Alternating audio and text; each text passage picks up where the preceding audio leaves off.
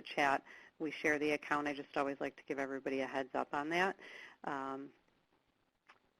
Audio recording for this meeting has begun. I will put my contact in the chat so you have it, and if any questions arise after, you can always get in hold of me.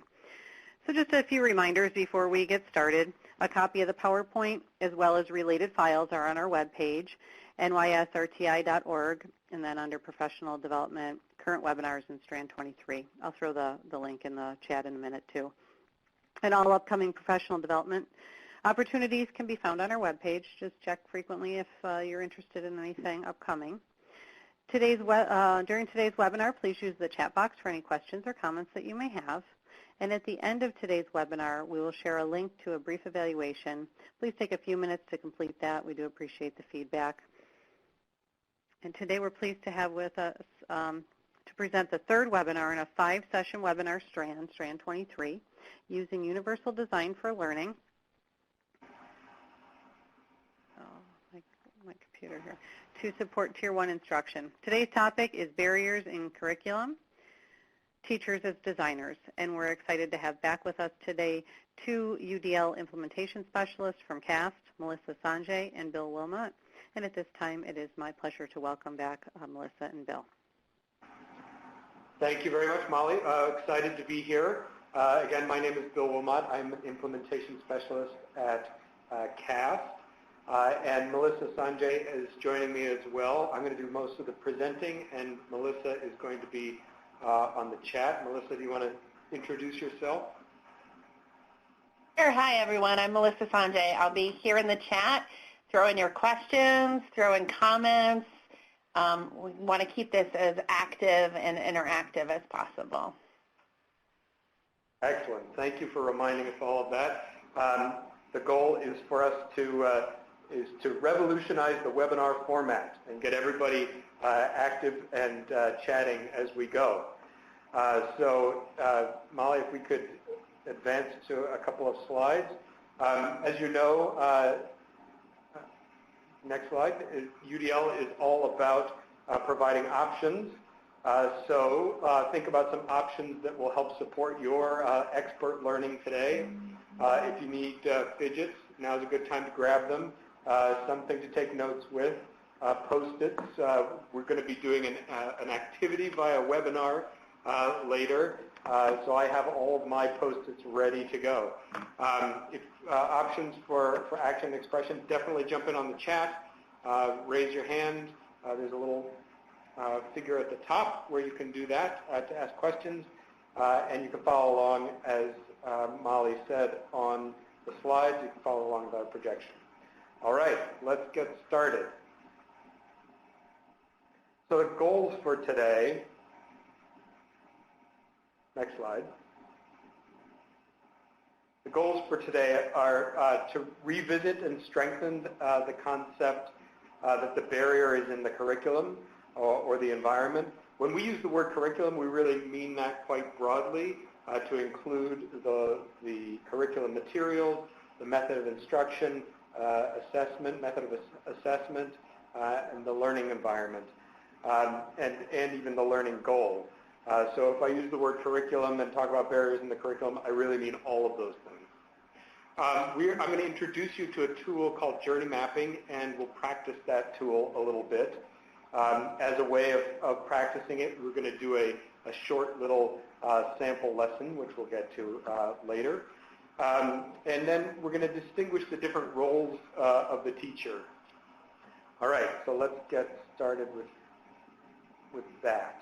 I want to start by having you think about your own context. So this is a way of thinking about a goal for your context. What is most exciting in your classroom right now? And what are you most concerned about in your classroom right now? And if you're not in a classroom, think of the learning context that you are in. So feel free to share that in the chat. What are you most excited about in your classroom right now? And what are you most concerned about?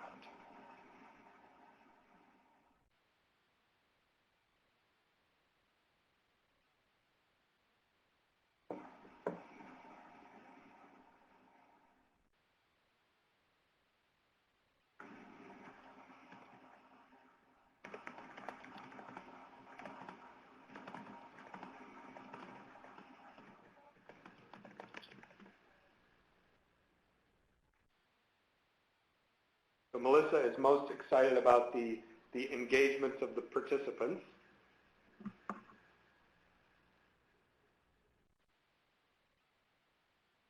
That's also a nice hint for us all that we should be engaging.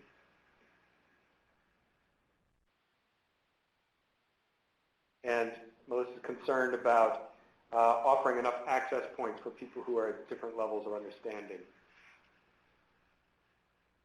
Okay, as we move along, definitely throw things in the chat that you are excited about and most concerned about. All right, let's go to the next slide. So with those excitements and concerns, think about your goal for your classroom today. So you can think about your goal for your own learning, but you're learning on behalf of all of those students in your classroom. So what's your goal that you want to come out of today for your classroom?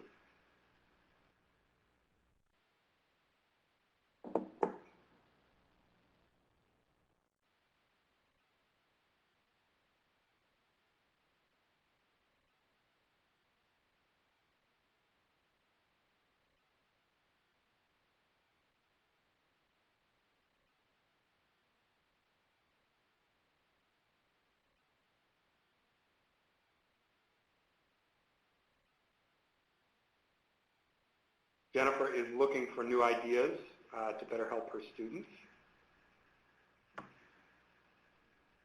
Thank you, Jennifer.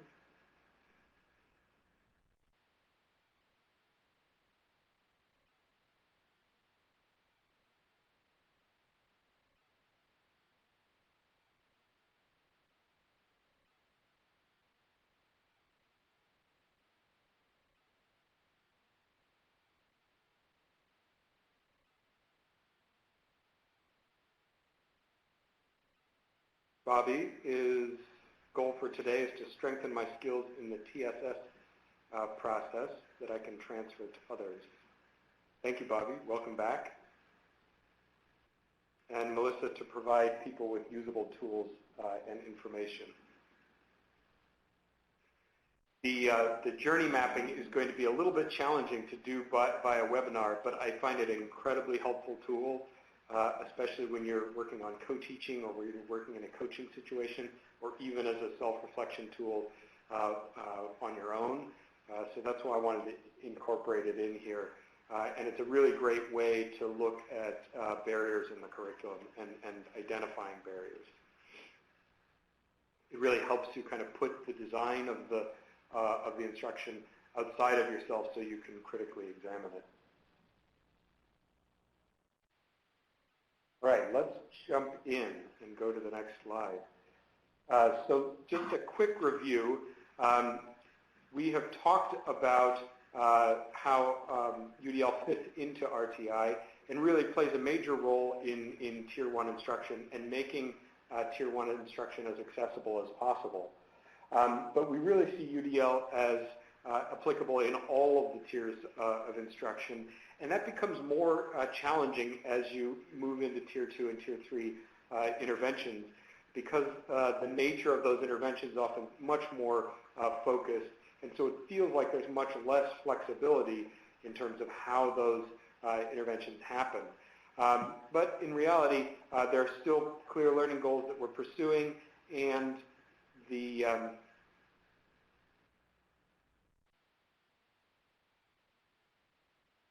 there's still clear learning goals that we're pursuing, and we can design options into those learning goals.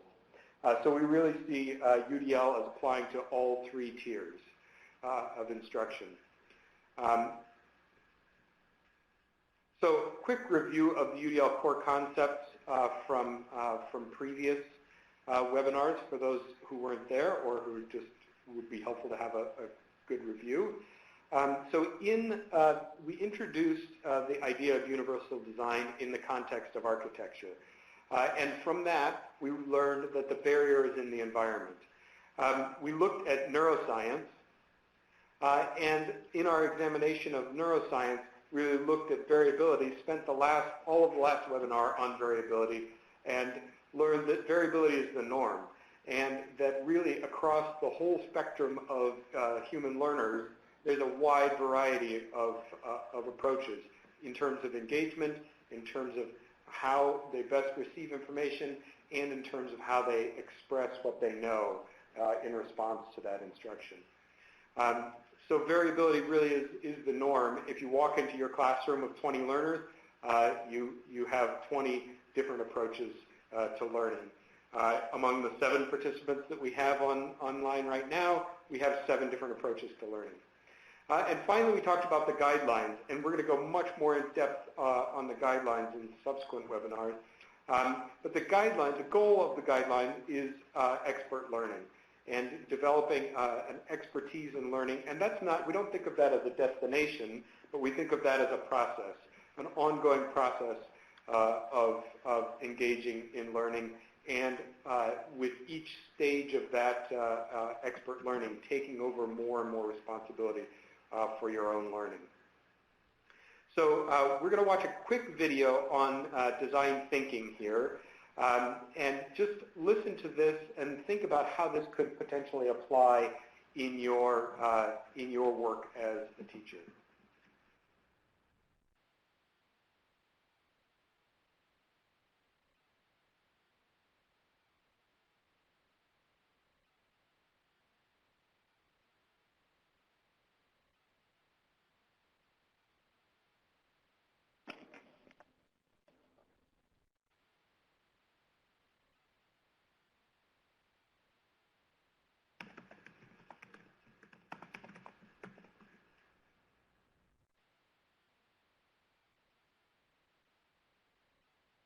Design pervades our world. I think that if everyone approaches the world with a sense of optimism, with a sense of making things better, that for me is the power of design. I have a science background, and so I've always been a science geek. And to me, design is very much like a scientific process, and it's all about taking what we think we know and bringing it to a new space with a deeper understanding. Design is really about intentionality. It's being aware of and being sort of cognizant of all of the sort of interstitial spaces between the kind of obvious moments of change. Design means a lot of things to me. At its most functional level, it's solving problems. At a somewhat less functional level, it's solving problems with elegance and beauty. In some cases, it's about creating new things that make people's lives better. It's an act of people coming together, recognizing challenges, creating better versions of the future, and then trying to manifest those things as tangibly and as meaningfully as possible. Even something as simple as, driving your car, right? You're like, well, what do I get in my car and I drive away? It's like, well, no. There's opening the car, there's sitting down, there's getting the key in the ignition or whatever, hitting the ignition button if you have a fancy car. And design is about, gives you a lens into thinking about making sure that all of those steps add up to the thing that you want it to be. We could look at design as a noun, the thing that's been designed, but I really like it as a verb. I like it as action, right? Design is a process, but it's also a mindset. It's a state that I'm in. Being a designer means wanting to transform the world around you. Design is a way of seeing what's around you and having ideas about how things could be different or better. The way I'm looking at the world, I'm looking at it to see how can I make it better, and I'm choosing to do something about it. That to me is what being a designer is about. Design is, at its core, about problem solving. It's taking, a bit of the art where, art to a certain extreme is more about interpretation, but it's really looking at how to make anything a bit better.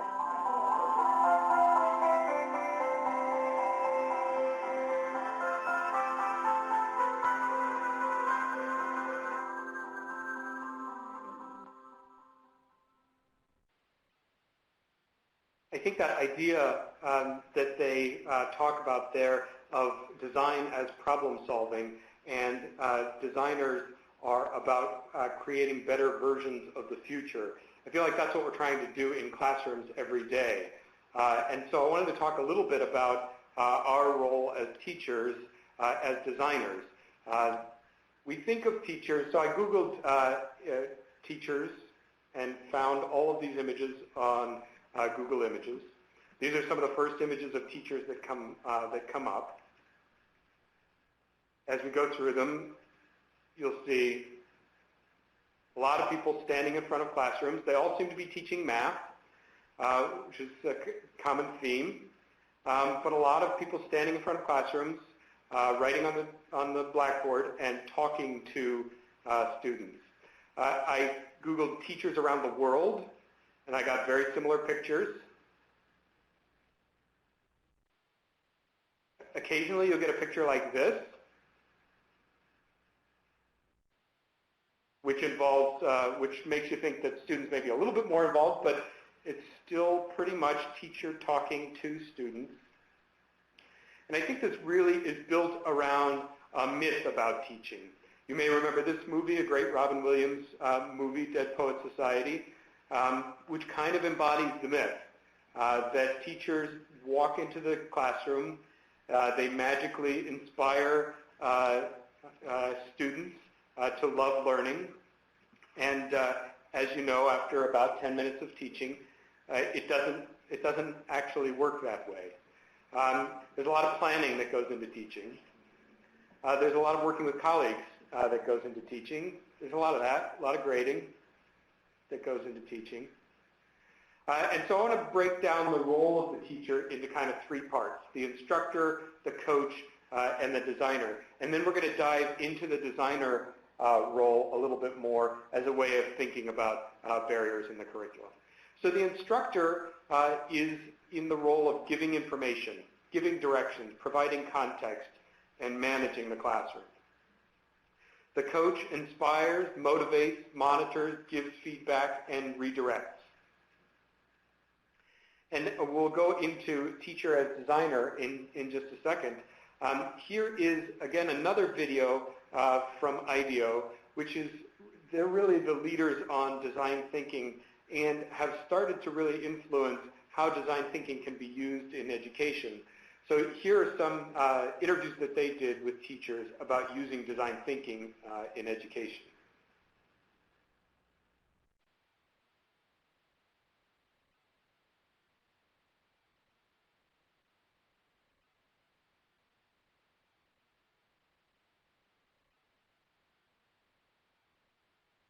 It was a little scary because I think if you're not used to the design process, you're a little out of your comfort zone. I kind of had to remind myself that I was here to try something new. Teachers are designers. A lot is possible if you're kind of willing to dream big, if you're willing to consider all the possibilities, if you're willing to step out of just your own shoes and start to see things from other perspectives. They kind of go hand in hand. I mean, designers are creative and teachers are creative. I never really considered myself kind of, quote unquote, a designing person. We are creating curriculum. We're designing assessments. We're designing our workspaces, our classrooms to meet the needs of our kids. Everything I do, even in my lessons, has design elements to it. And I do brainstorm, and I do, put prototypes out there and then try to bring them back in and see what went wrong. Once I suspended my own judgment, I just felt like I to see things from many more perspectives. Don't be so concerned the whole time with how it's going to relate to my classroom. What am I going to do with this particular part? Go with the flow and just start with a very open mind. If that is the design process, then yeah, it's like designer.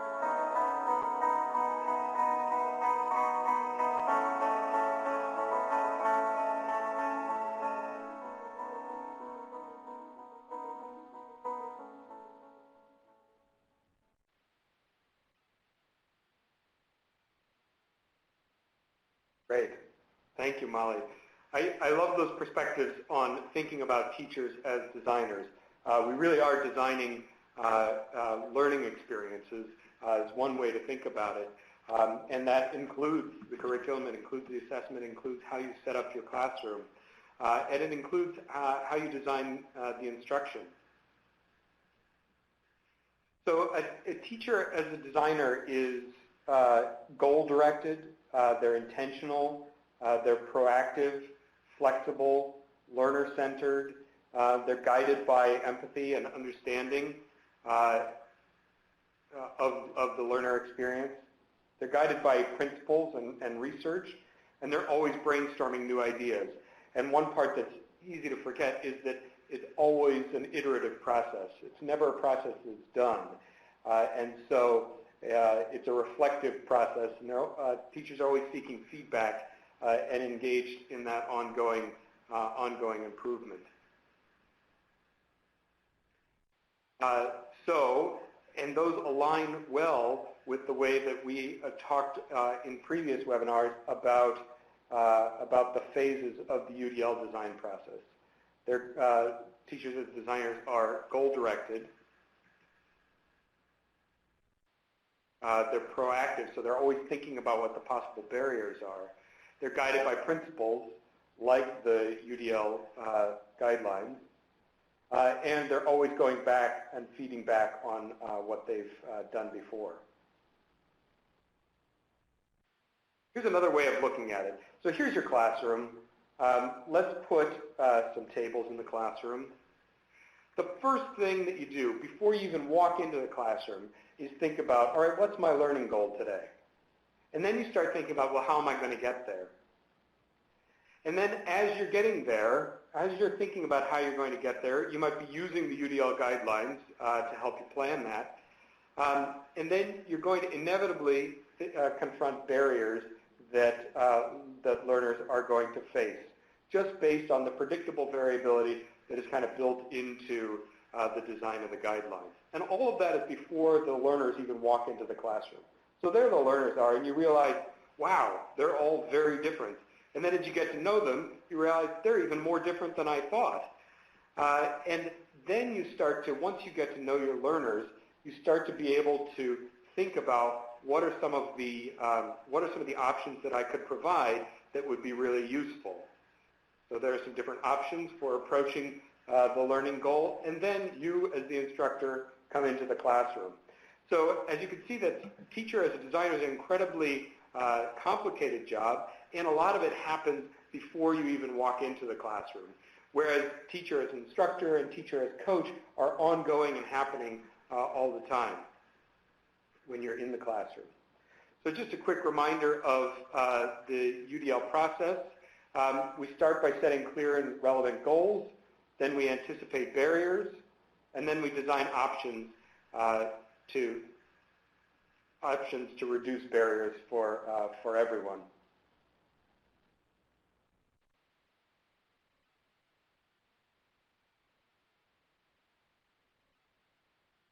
So another representation of that process to help us see the cyclical nature of it. The important thing, once you've created a learning design, is that you've got to try it out. And that's where the self-reflection and the iterative process really becomes crucial. Try it out. How did it go? And then feed that back into the process of setting goals and redesigning what you've done. So here's a little analogy of comparing teachers as designers to car designers. So let's think about the parallel between car design and curriculum design. Jacqueline pointed out a parallel to a fashion designer that she knows.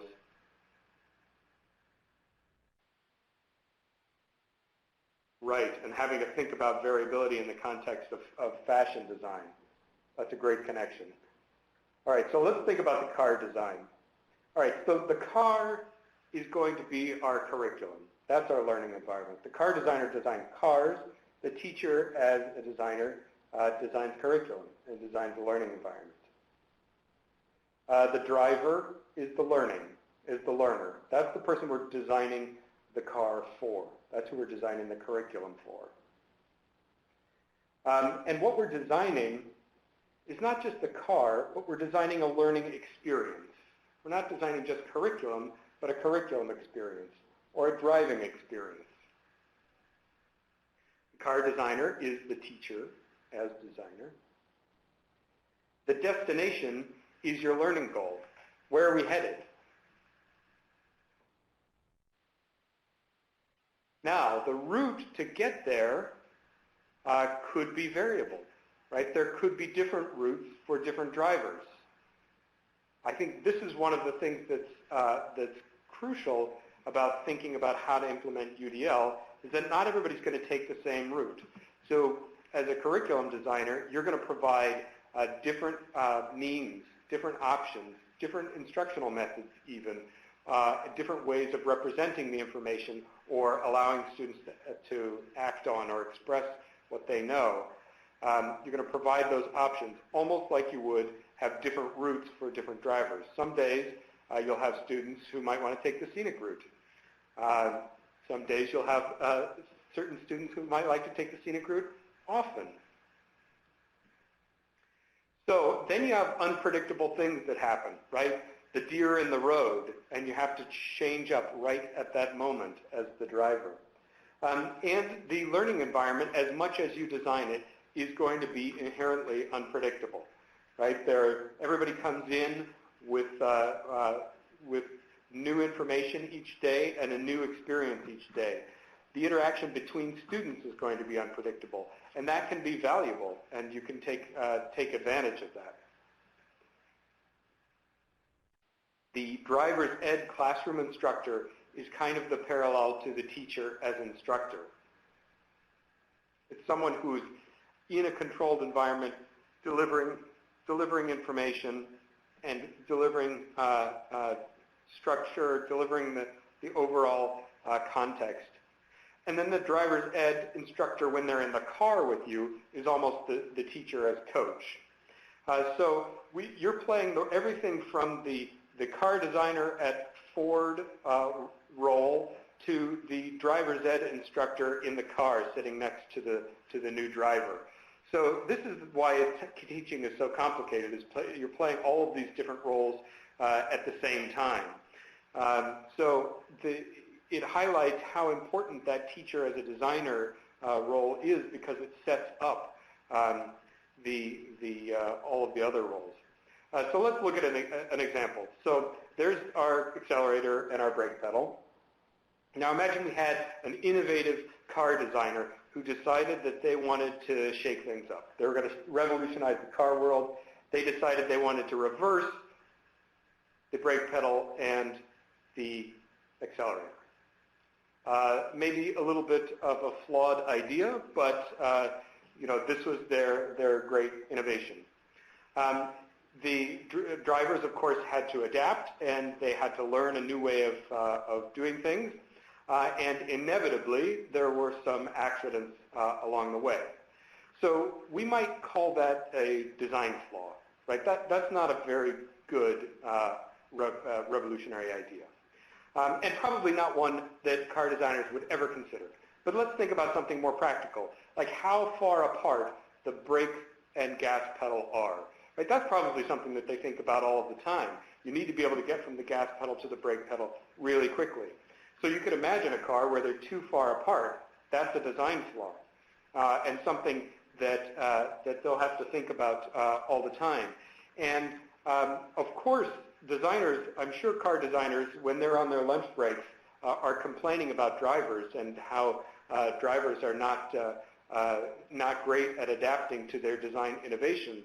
But at some point, it's just a design flaw. So here's a real-life story of a design flaw. Or maybe it's just me as a bad driver. It's Christmas Eve, probably 2-3 years ago, Christmas Eve. I'm driving to New York with my family. My wife has a Prius. This is the shifter of a Prius. And as we're driving down the highway, almost to New York City, there is a freak snowstorm, like buckets of snow. And I'm talking to people from Buffalo, so you know what this is like. Buckets of snow all at once. And so everybody slows down on the highway to 20 miles per hour.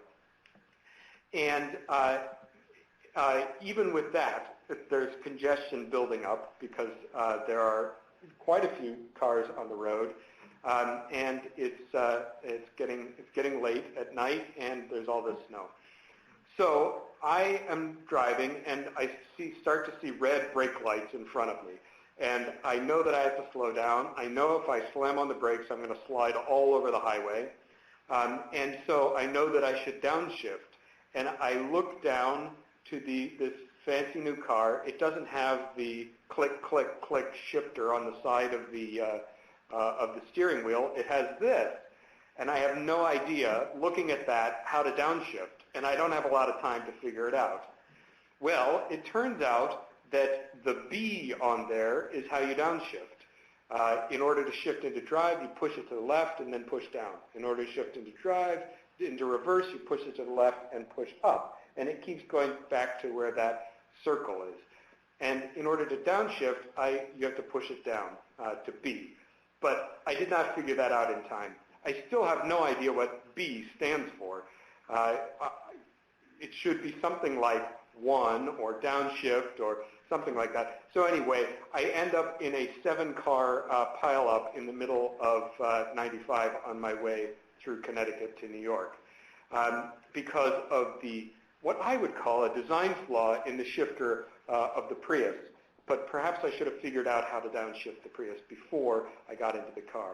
So you see that's a great example of where the interaction of the design and the user of the curriculum design and the learner is crucial. Of course, the learner has to adapt to new things coming at them, but the curriculum should be made as accessible as possible with as few barriers as possible.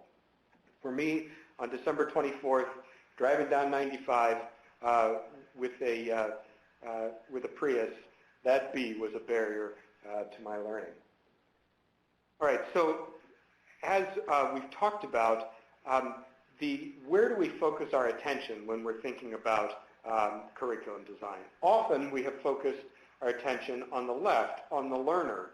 But UDL actually asks us to shift our attention from the learner to focusing on the barrier, and how do we minimize the barriers on behalf of the learner, rather. So let's imagine now a lesson, okay? We're going to design a lesson about butterfly metamorphosis. Here's our goal. We want people to understand, students understand butterfly metamorphosis, okay? There are our learners. We want to get them closer to that goal. There's our classroom, our learners. We want to get them to that goal. We give them a pile of books. Here are a bunch of books about butterfly metamorphosis.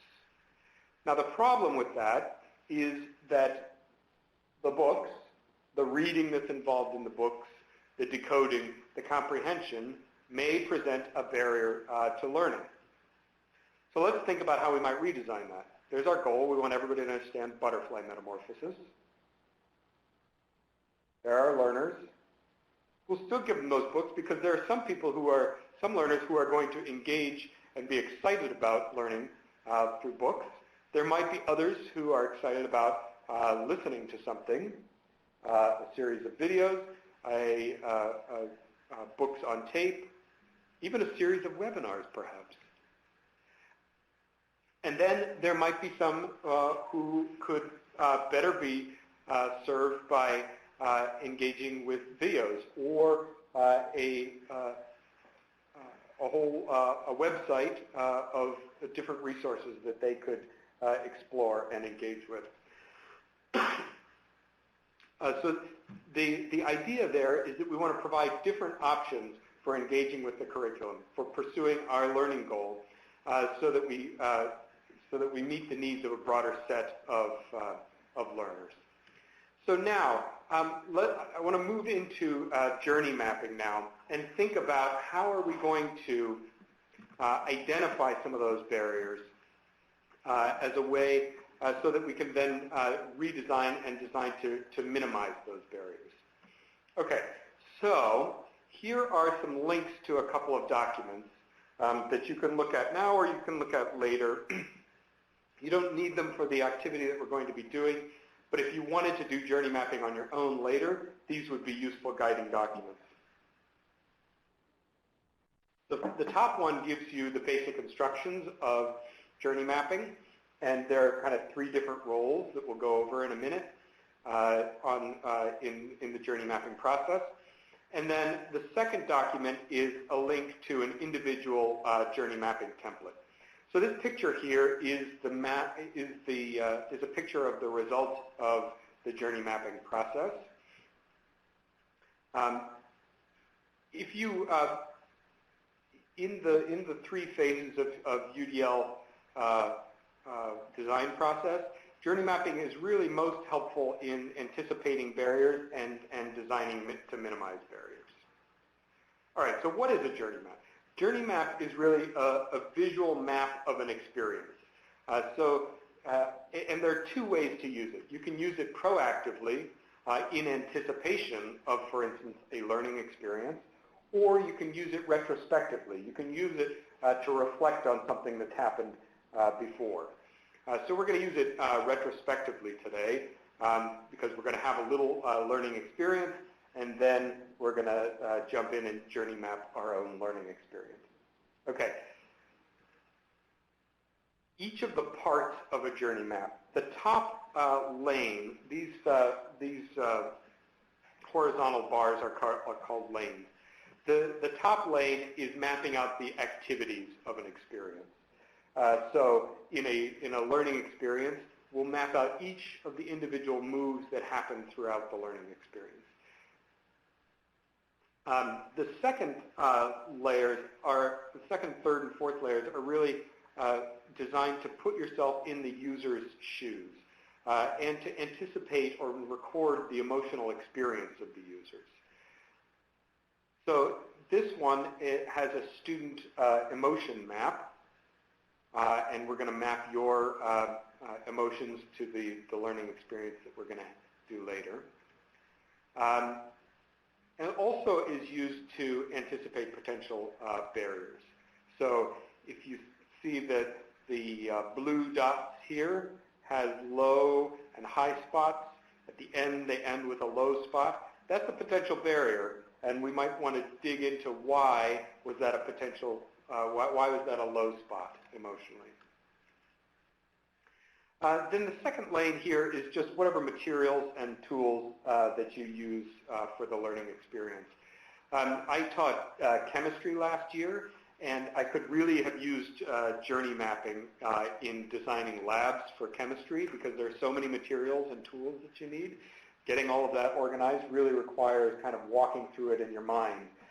If you've ever planned a big party or a wedding or something like that, you will recognize that journey mapping is something that you probably did at somewhere along the way, even if you didn't write it down or didn't do it consciously. You're kind of trying to walk through the experience that people are having as they're coming to your party. This example one also has a teacher emotion map. I like to include that because really the power of journey mapping is that you can include as many different lanes as you want, and they can be whatever you want them to be. So I always put an other lane at the bottom because you can add new things on to that experience. So where does this come from? It really comes from the design world, and it's used in everything from software design to the design of packaging. The designer's goals are that everything is intentional, it's centered around the user experience, and so here are a few examples of the results. I'm going to run through these quickly. So everybody has been to Amazon. Amazon has carefully designed their website so that they can sell you books and all of the other things that they sell you. Zooming in on one part of the website, they've got this the part where you buy it. Everything on Amazon always seems to be on sale. There's the list price and the sale price, but always the sale price is in red, and it always seems to be on sale. They tell you exactly when you're going to get it. And now they've added buy now with one click. So you don't have to do the 2 steps of adding it to your cart and then checking out. You can just go straight to checkout. Amazon's goal is, of course, to sell you things and for you to not drift away from their website while you're browsing and while you're looking at things. Now, the teacher's goal is not necessarily to sell things, though sometimes it does feel like we have to sell exciting material, like solving 2-step equations. All right, I don't know if you've ordered from Domino's recently, but here is how they get you excited about your pizza. When you go to order, as soon as you click on pizza, you get a picture of your pizza there. And then as you add toppings, they say, do you want cheese on that? No thanks, or yes. And then as you add toppings, you have added hot sauce here, they actually add the toppings right on the picture. Yes, I clicked on hot sauce, but actually I only want hot sauce on half because only one of my kids likes hot sauce. The other one likes ham, but both of them like bacon, so we'll put that on the whole pizza. As soon as you go to checkout, they say, do you want bread twists with that? Yes, in big letters. No, in tiny letters. And then once you order, it asks you if you'd like updates via your cell phone. And then, I don't know if you can see it, but here's the Domino's tracker. Your pizza is being prepped. Luciano began custom making your order at 7:17 p.m. Now it's baking, and now it's out for delivery. Eddie left the store at 7:30 p.m. And there's my son with his bread twists. All of that is designed very intentionally to get you excited, to keep you going with your order, and to make you come back for more. I went to a designer studio one time, and they were designing packaging for a phone. And they were using this journey mapping process to map out the process of opening up your phone so that they could think about what was the experience. How do you make that experience as exciting as possible to open up all the different layers and gadgets in your new phone? So that's how designers think, very intentionally, very centered on what is the user's experience. So comparing that to teachers as designers, everything is intentional. Everything's centered around the learner for teachers. We're mapping a learning experience, and our goal is to anticipate barriers, not barriers to purchasing, but barriers to learning. All right, as David Rose says, all the learning is the interaction between the learner and the environment. And the tool that we have available to us is to design the environment, to redesign the environment. So when would you use journey mapping in a teaching context? Well, if you're testing out a new learning design idea, something that you've never done before, you want to try small group discussions, or you want to try a writer's workshop, it might be useful to project out what you think is going to happen and what are going to be the high points and low points for your learners. If you're reflecting back on a learning design and trying to figure out what went well, what didn't go well, where were the barriers. Even if you're thinking in the context of a particular class or a particular student, you could journey map a lesson and then try to anticipate or even use the journey mapping process as a way of talking with your students and getting feedback from them on what the experience is like. All right, we're now going to dive into the sample lesson. All right, so you have to put yourself back into the experience of being in high school, because this is going to be some high school content. And we're going to go through a lesson on solving systems of equations using the substitution method. So we'll start the scene here. I will be your instructor. So, as you remember, class, yesterday we did solving systems of equations using the elimination method. Today we're using the substitution method. You can solve for one of the variables in one of the equations and then substitute that into the other equation. So that's the topic. This is a topic that you might use when you're trying to think about how two different trends interact with each other and where there might be intersections between two trends. All right, so remember we did the elimination method yesterday. By the end of this lesson, you're going to be able to solve a system of equations using the substitution method, and you'll do that independently. And I'll ask for some volunteers to do that in our chat when we're done with this. Okay, so there's our system of equations.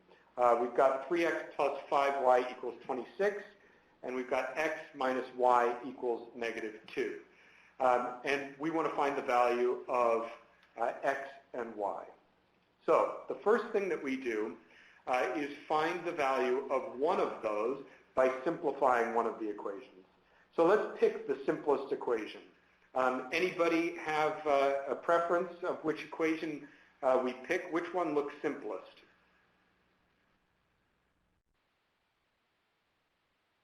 Any hands raised?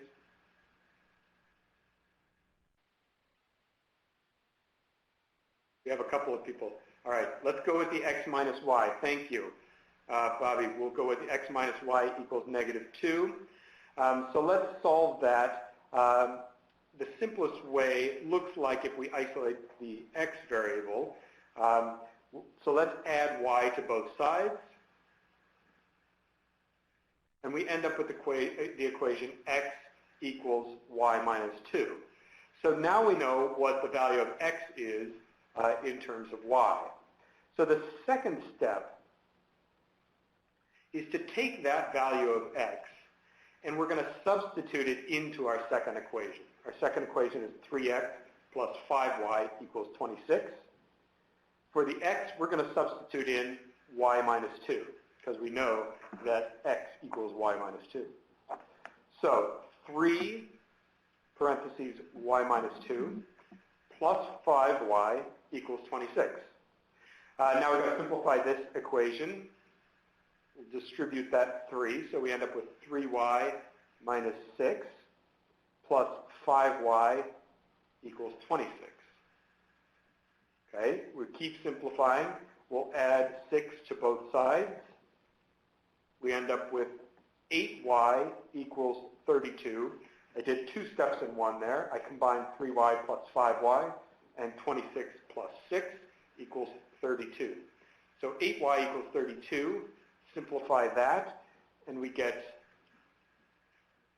y equals 4. Divide both sides by 8. All right, so now we know what y equals. The next step is to go back to the first equation that we started with. We know that y equals 4. We're going to substitute that value into the first equation, which gives us x minus 4 equals negative 2. To simplify that, we're going to add 4 to both sides. Negative 2 plus 4 is 2. So we get the value x equals 2. So there's our answer. X equals 2 and y equals 4. All right, so now we've just solved a system of equations, simultaneous equations, using the substitution method. We found the value of x in terms of y, and we substituted that value into the second equation, and we found the value of y. We then took that value of y and substituted it into the first equation and solved that and got our value for x. Okay? Now, you are going to do a problem on your own. 4x plus 6y equals 40. And the second equation is x plus y equals 5. And your goal is to find the value of x and y using the substitution method. So you're going to do this on your own, and I'm looking for volunteers in the chat to show their work and to give us the answer. I'm expecting at any moment for participants to start fleeing. So that's the end of our math lesson, all right? That's the end of the scene. So math is always a good way to get an emotional reaction from folks, especially when you ask them to do it on their own. So that's why I chose a math example. We're now going to take that example and we're going to use that to learn the journey mapping process. Anybody having heart palpitations from reviewing high school math? The other reason I chose it is because I taught math and science, so it's my native language, if not everyone else's. All right.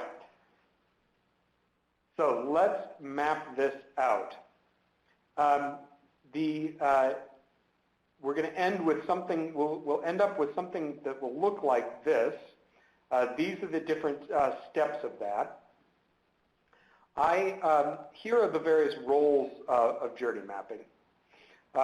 One role, the first role is the facilitator. They kind of interview the teacher. They interview the teacher so that they can be really specific about what all of the activities were that we went through. Melissa is going to play the role of the facilitator. I'm going to be the instructor.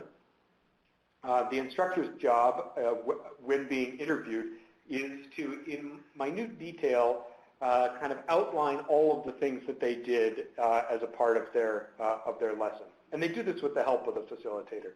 So the facilitator is always prompting for more detail. And then finally, there's the sticky note writer. This person's job is to concisely record what the instructor is saying, one note per sticky note, one idea per sticky note. I have kind of steered us around the sticky note writer by pre-writing a lot of the sticky notes, though if we notice anything that's missing, we can add that in. All right, Melissa, are you ready on the other end? I'm ready to map. Okay, ready to map. So Melissa, take it away. Melissa's going to facilitate, and we're going to switch over to a large video and get rid of the slides so that you can hopefully see what I'm writing up there as much as possible. I'm going to move us as close as I can. So these are our different lanes. This is the activities lane. These are the materials. This is the learner experience. And this is that other section. All right, go for it, Melissa. I just want to note, Bill, for a second, that if you want to make Bill's video full screen, you can click the 4 arrows going in different directions on the top right of your picture. Great, thank you. Good, so now you're full screen.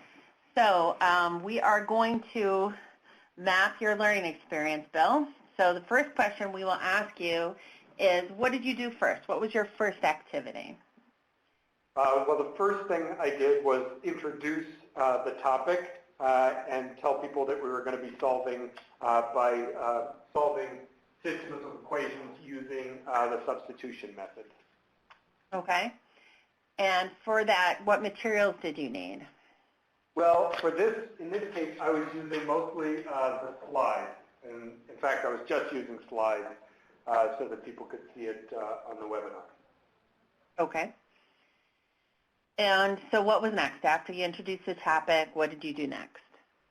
So I introduced the goal, which was for people to independently solve systems of equations.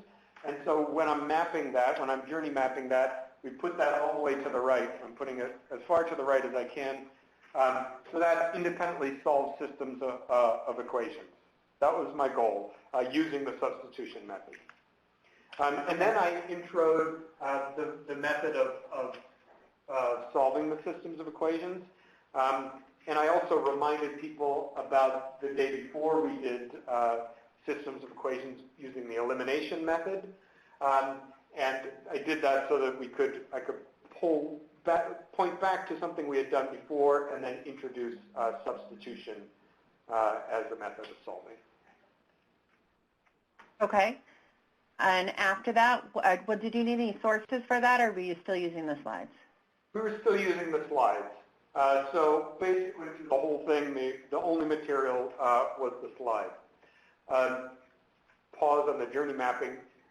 You can imagine if you're doing a lesson in a classroom, you're going to have a lot more materials. So as your activities get outlined up here, this becomes almost a timeline for your lesson, and then these are the materials. One interesting thing to look at with the activities is who is doing all of these things, right? In a classroom, you really want a mix of teacher doing things and student doing things. So the next thing that we did is I introduced that the goal is to find the value of x and y. Okay, and then after that? After that, I asked people to identify the simplest equation for us to start from. Okay. And then So you asked the students to identify the simplest equation. Then your next step? well, then students actually responded. Bobby responded and Melissa responded, so I'm going to add that one up there. Okay. And then I had people simplify the first equation. Right? We solved for x. Yes, we solved for x. And then we substituted that value into the second equation. So we substituted y minus 2 into the second equation. And then we solved the second equation for y. And then finally, the last two steps, we substitute the y value into the first equation. And then I had students solve a problem on their own. Okay. And then with the next step of sharing that with the class. Forgot to write that one. So sharing work was the last step. Okay. So you can see how the process of journey mapping is pretty straightforward. Here you're just kind of mapping out each of the activities, each of the things that happens over the course of a lesson or of an experience.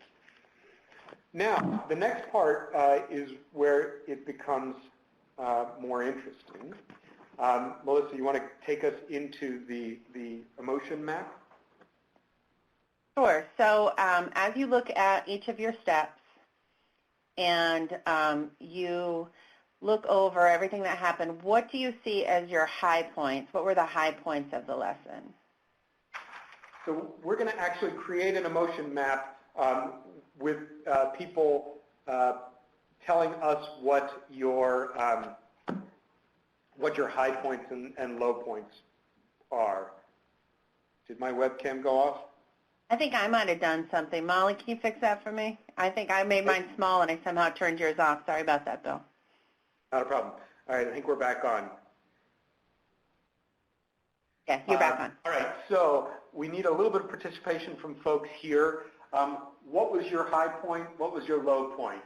Maybe the high point was as soon as I said we were going to be doing systems of equations because you have fond memories of your algebra teacher from high school. Or maybe that was a low point. Maybe sharing your work was a high point, or maybe that was a low point. So think about what your high points and low points were. I use the words high and low intentionally and keep it rather vague because the goal is they could be the most engaged moment and least engaged. It could be the most excited or least excited. Could be happy and sad. But there could be sad, engaged moments too. So anybody have a high point or a low point that they want to throw out? We're going to go down to this learner emotion lane. This is the kind of the neutral point, much like you would see in handwriting in the early grades. This is our center line.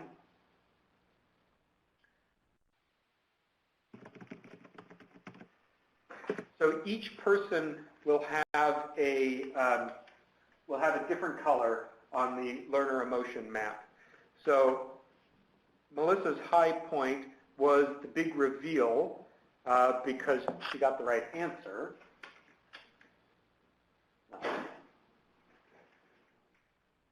So the big reveal was around here. So we'll put a sticky note there. Put a sticky note there. We'll put it up high, indicating that is Melissa's high point. So Bobby's high point was getting the numbers for both variables. All right. So also, same when we got the answer. Same as Melissa. Okay. What about low points? Anybody have any low points?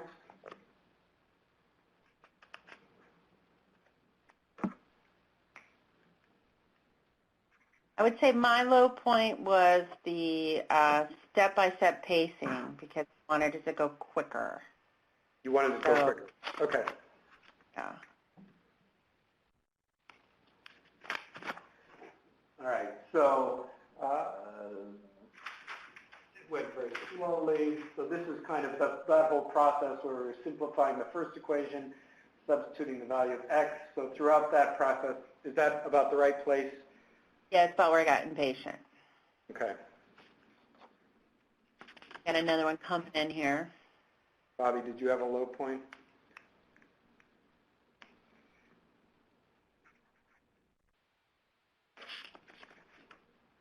If anybody else has highs and lows, feel free to jump in.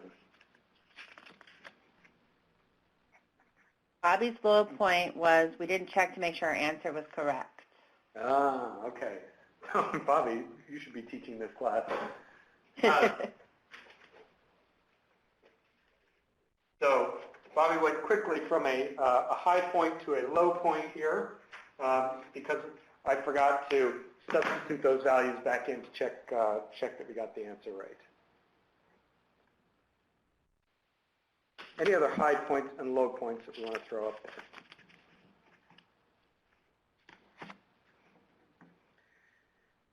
I probably got, even though I didn't know how to do it, I got a little anxious thinking I had to put my information in the chat. I had to solve it myself and put it in the chat.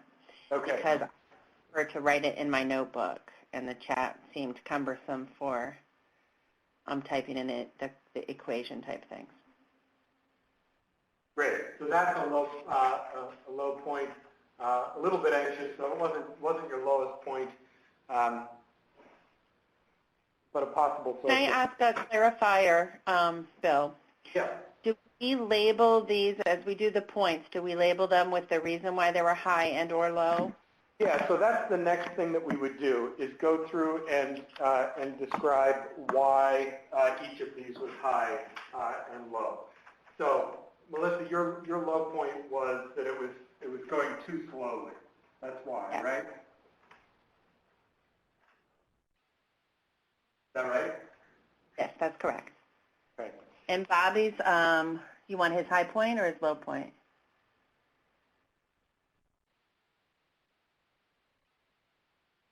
So you got the answer right, so you were excited about that. And what about Bobby?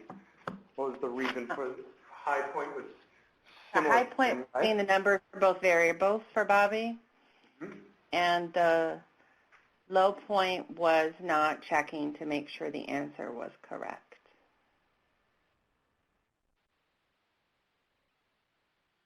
Okay.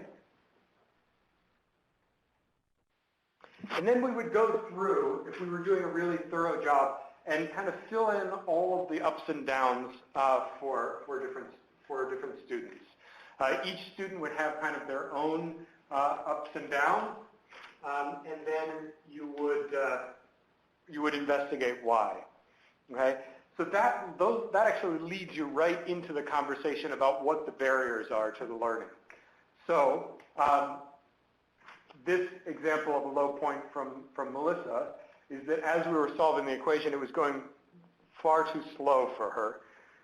So that indicates that there's a possible barrier right there, at least for Melissa. For others, however, it might have been going too fast. So this is one of the difficulties, especially in a math class, around pacing as a potential barrier to learning. Anybody identify any other barriers in this lesson?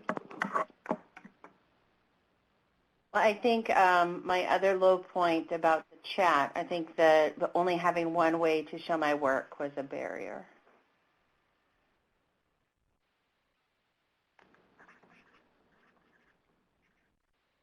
That's great. So we could imagine in a classroom that there might be lots of different ways to show your work, and so we wouldn't be limited to just providing that one way of showing the work. Jacqueline is back. Her low point was to have the exemplar as a support. So when you were solving the equation on your own, to not have it there as a support.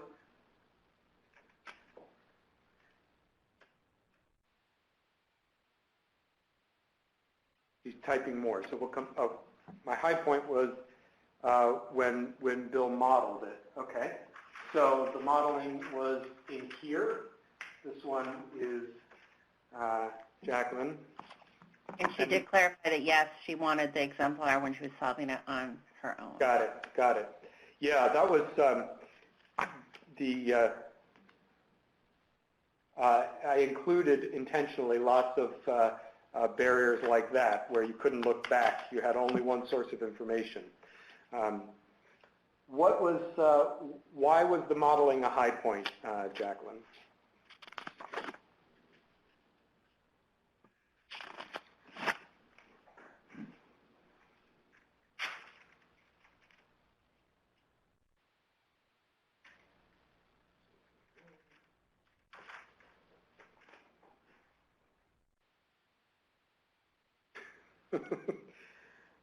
So Jacqueline says foreign language were her strengths and not algebra. So apparently your algebra teacher didn't approach math as a foreign language, which might have been helpful. So anyway, the idea of this is that you can identify low points and high points throughout, and when you do this with a bunch of different learners, what you end up seeing is that what's a high point for one person is actually a low point for another person. So it really displays right there on the wall the variability of your learners in the classroom, and helps you identify potential barriers to redesign. Yes, it brings you right back to high school. Mr. Zock, what a name for an algebra teacher. So I think we'll stop our journey mapping there and move on.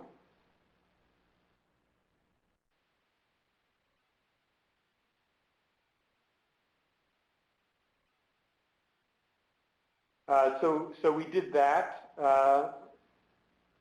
So thinking again about how you might use journey mapping, because it's such a flexible tool, it can be useful in all sorts of ways. So we didn't really talk about the other lane down here at the bottom. I didn't do anything with it. But this lane here you could use for any number of things. So if you were, for instance, interested in thinking about just the engagement principle of UDL and thinking about your lessons through an engagement lens, you could map out what you do in a lesson for engagement, map out all of the activities on top, and then along a fourth row, think about what do I do specifically for engagement. And then that gives you opportunity along the way to redesign and add in new ideas. So as I said before, you can do it to test out a new learning idea. You can do it retroactively to reflect on a learning design that you've done. If you're in a coaching situation, I think it's an excellent tool for coaches to use with teachers because they can map a lesson together and then think about the learner experience. You can even use it, as I alluded to earlier, as a tool for getting feedback from students. So you could map out all of the activities of a lesson and the materials and then use that as a tool for helping students map out their emotion and for you to gather that information. It would have a great role in coordinating co-teaching situations. Co-teaching is one of the most challenging things, and if done well, really valuable. But it's hard to coordinate between two co-teachers. So you can use journey mapping to do that. Identifying barriers for a particular student or a particular class.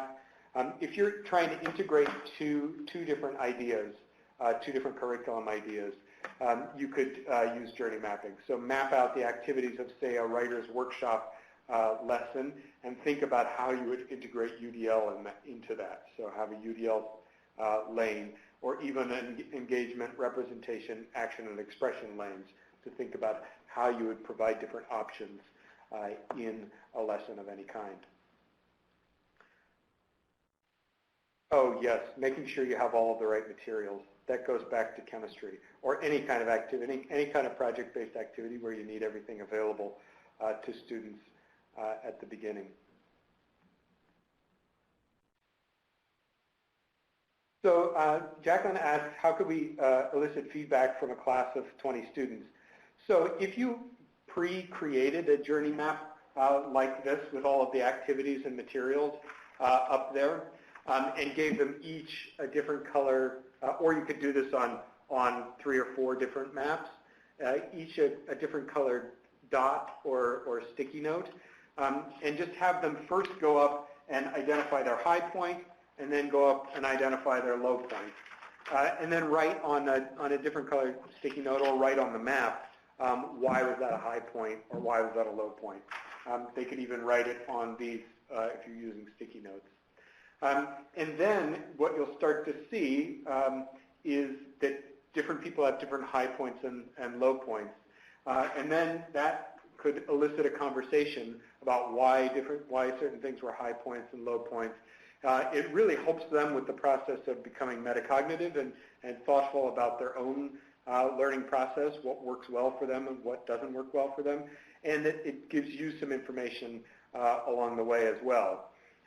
So it could be almost a silent brainstorm type of protocol where you have students putting up ideas about their high and low points and why. And they can just be writing individually on sticky notes and putting them up as they, as they're ready to do it. For younger students, you might have to do that in a much more supported way of having everybody identify high and low points and then support the conversation around why. The other possibility is you could do it in small groups. Have work with a small group of people, of students, and really do it as a much more structured interview about what high and low points were and why that was. It could get busy if it's all on the same map, so you could create multiple versions of the same lesson around the room. So let's do just a quick bit of thinking. How might this help the instructor see their lesson differently? How could she use it to identify barriers? And how does this help the instructor think about their learning goal? So do some thinking, typing, throw out some ideas, ask questions.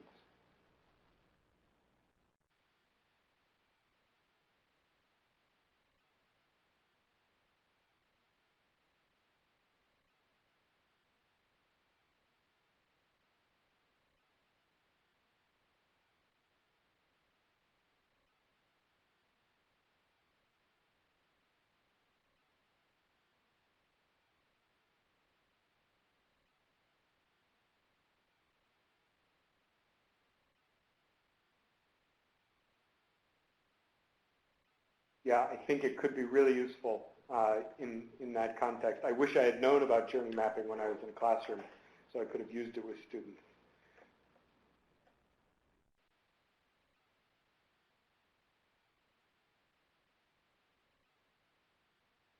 I'm going to keep going because we are running short on time, and I'll jump back to questions and comments. So just a couple of quick reviews.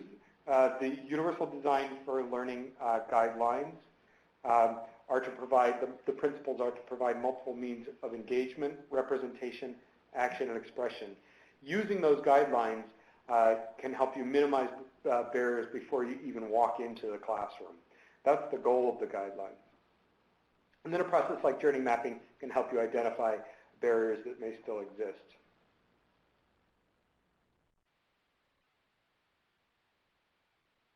Yes, Jacqueline, thank you. I think it could be really useful for kind of immediate feedback, even to just do a 5-minute journey map after you've just done a lesson when you have time to do that.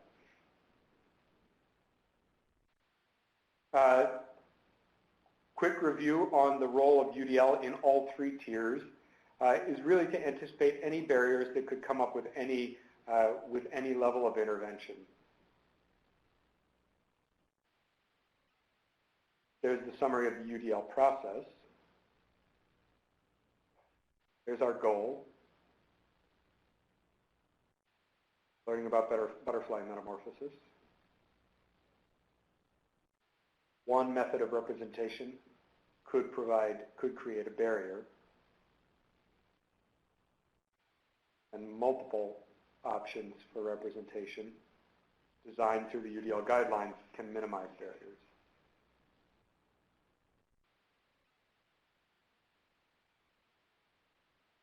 Bobby, this is a great point, that it can help teachers see blind spots or assumptions that they're making as barriers. I think that one of the key points is that what was kind of fake in this situation, but is very real when you're actually doing this, is that facilitator instructor interview process can help the instructor see things that they're just assuming or that they're missing. For instance, if all of the activities along the top are just the instructor talking, then they can start to see each time I put something up, it's me talking. All right, I think we're running short on time. Thank you, but happy to answer any questions or continue conversation.